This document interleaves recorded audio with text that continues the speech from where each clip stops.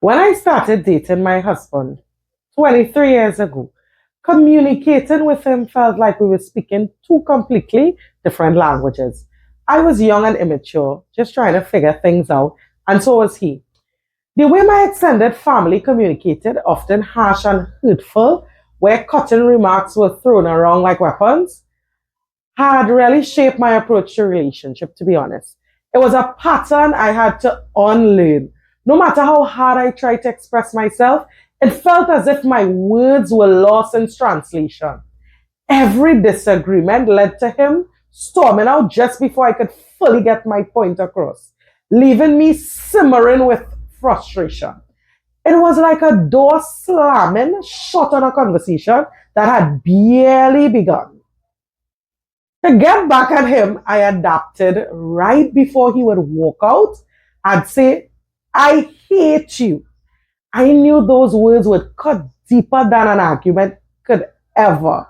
And in those moments, it gave me a sense of satisfaction, almost a twisted pleasure, knowing I'd hurt him. It stroked my ego as though I'd reclaimed some sort of power. But one day, everything shifted. He beat me to it as I prepared to hurl those words at him like daggers. He turned, looked at me in the eye, and said, I hate you. In that moment, I felt those four letters pierce through me. They didn't just hurt, they ripped me apart, shedding my heart like paper through a machine. For the first time, I truly felt the depth of the pain he'd been carrying, the weight of his words had thrown around so carelessly. What I once saw as a victory now felt like a devastating loss because in trying to win the battle, I had been destroying the foundation of our love. It hit me that those words have power to heal and power to harm. Instead of listening and trying to bridge the gap between us, I was pushing him further away with every hurtful word.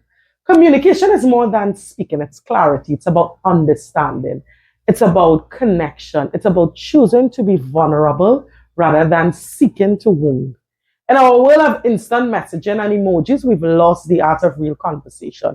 We talk at each other and not with each other. We're so busy formulating our next point that we forget to hear what's being said.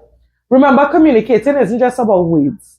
It's about the tone of your voice, the look in your eyes, the touch of your heart. It's about creating a safe space where both can be vulnerable without fear of judgment.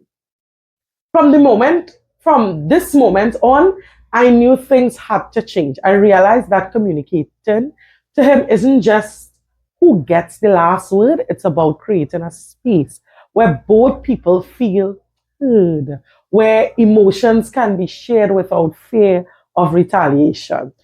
We began working on talking, really talking, not just about what went wrong, but about how we both felt and what we both needed. We had to unlearn our bad habits, especially learning that words can build bridges instead of walls. It wasn't easy, but little by little we began to understand each other, learning to speak into each other, pour into each other's language. And what I learned most of all is that love can survive mistakes, but it can't survive the erosion of communication. When we started communicating and when we choose to communicate, we show care now and empathy. The space between us began to close. We were no longer enemies in the battle of egos. We were partners learning to speak from the heart. Tonight, when you go home, try this. Put away your phones, look into your partner's eyes and ask, how are you really? Then listen, not just with your ears, but with your heart. You might be surprised at what you hear.